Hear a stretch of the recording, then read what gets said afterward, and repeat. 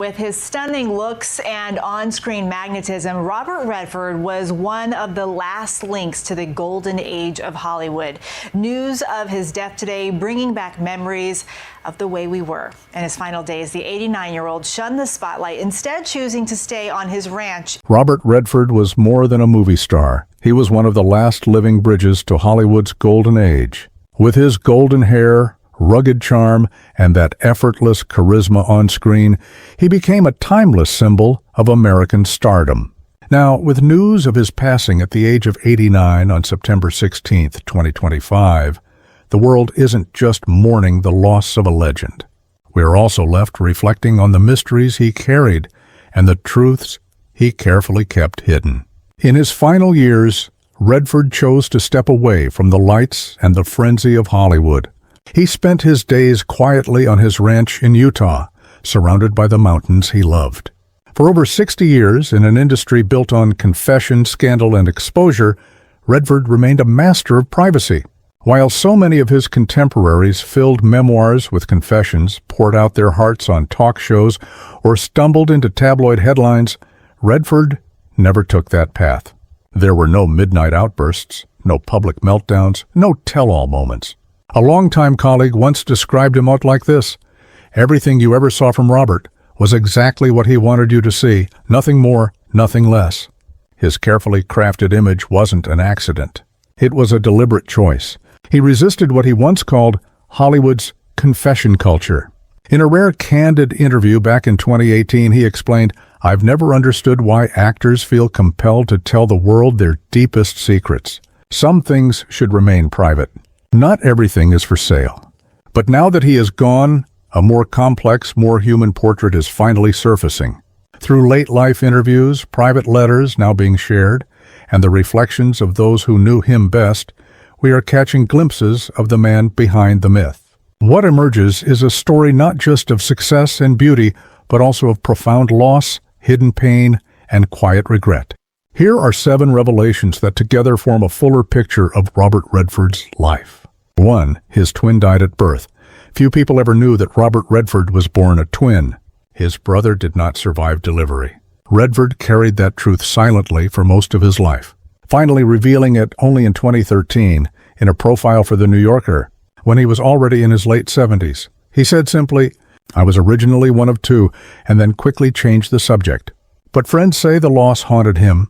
Director Sidney Pollack, who knew him deeply, once shared, "Robert sometimes felt like half of something, that he was always searching for completeness." And you can see this in so many of his roles. Characters torn by hidden identities, fractured pasts, or secret selves, whether it was The Way We Were, The Natural, or even the wounded souls at the center of ordinary people, his Oscar-winning directorial debut. Psychologists often note that surviving twins carry a lifelong sense of absence and guilt.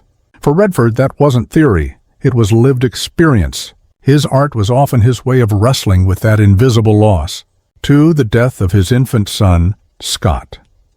On October 17, 1959, when Redford was just 23, he and his first wife, Lola Van Wagenen, endured a tragedy no parent should ever face. Their firstborn son, Scott, died suddenly of sudden infant death syndrome. He was only 2.5 months old. While this fact appeared in biographies, Redford almost never spoke of it publicly. In one rare moment of openness in 2011, he said softly, "You never recover from the death of a child. You learn to live with it, but it changes everything." Those close to him say the loss shaped his entire life. It made him fiercely protective of his surviving children and of his private family world. One friend put it this way: he couldn't control what happened to his son, but he could control how much of himself he gave away to the public. That boundary became sacred to him. And perhaps this is why he often seems so unimpressed by Hollywood gossip and superficial problems. As another friend explained, when you've held your dead child, you don't confuse publicity or fame with real life. You know what actually matters. 3. A hidden health battle. To audiences, Redford always looked vibrant and strong. But beginning in the early 1990s, he fought a private health struggle with peripheral neuropathy, a painful nerve condition that causes numbness, weakness, and burning in the hands and feet. During the filming of The Horse Whisperer in 1998, crew members noticed him sometimes wincing between takes or sitting quietly to ease the discomfort. But when the cameras rolled, he would stand tall, the same commanding figure audiences expected. In 2013, he finally admitted, "I've been dealing with a nerve issue for years. It affects how you move, how long you can stand, even how you sleep." Freudes oeste, yet he insisted the public never know the extent. His doctor later explained, Robert never wanted audiences watching him thinking about his pain. He wanted them thinking about the story. That discipline, to separate his struggles from his art, was part of his quiet code. Frustrations as a director. Redford's directorial debut, Ordinary People, won him the Academy Award in 1980. It was a triumph. Yet what followed brought him unexpected frustrations. Films like Quiz Show in 1994, an elegant meditation on truth, ethics, and corruption, are now hailed as classics. But at the time, it underperformed at the box office. Later works like The Conspirator, 2010, and The Company You Keep, 2012, also struggled to find wide audiences. He once confided to a colleague, "Everyone wants me to be the charming con man, or the guy on the horse. Nobody wants me to be the man asking hard questions about American culture. That hurts." These disappointments pushed him further into his work at Sundance and into environmental advocacy, places where impact wasn't measured in ticket sales, but in meaning. 5. The love he lost and the love he found. Redford's 27-year marriage to Lola Van Wagenen ended in 1985. He rarely spoke of it, but those close to him say he carried guilt, feeling that his ambition and long absences had played a role. In the 1990s, he found companionship with German painter Sibylle Sagars. They lived together for nearly 20 years before marrying in 2009. His hesitation to marry sooner, friends explained, came from his determination not to repeat past mistakes. Unlike many celebrity couples, they kept their bond entirely private. No red carpets, no interviews, no staged photo spreads. Just a quiet life in Utah. In one of his final interviews in 2021, he said, "When you lose something valuable, you learn to treasure what comes after more carefully." 6. Quiet rage at Hollywood.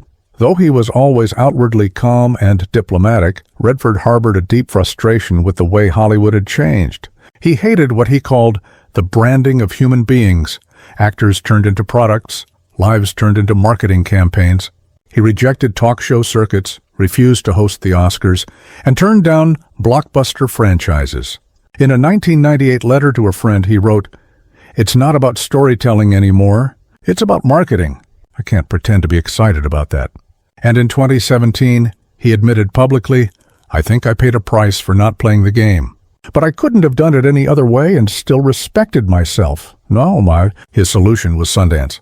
Through that festival, he created a platform for voices Hollywood often ignored, and he poured his frustration into something constructive. 7. His final regret, time lost. Perhaps the most heartbreaking truth came near the end. In 2023, Redford admitted, "I thought I had more time." But time doesn't care what you thought. Though he had owned his Utah retreat since 1969, he often found himself pulled away by movies, by meetings, by commitments. His daughter Shauna later said, "He was always building something, a film, an institution, a cause. It gave the world many gifts, but it cost him time with us." In private, he confessed to Sibylle, "I wish I had spent more days just watching the light change on the mountains. All those perfect days I missed because I was somewhere else." It is perhaps the most human regret of all, the realization that ambition and duty can sometimes steal the very moments we later realize mattered most. The man behind the myth. These 7 truths don't reveal scandal.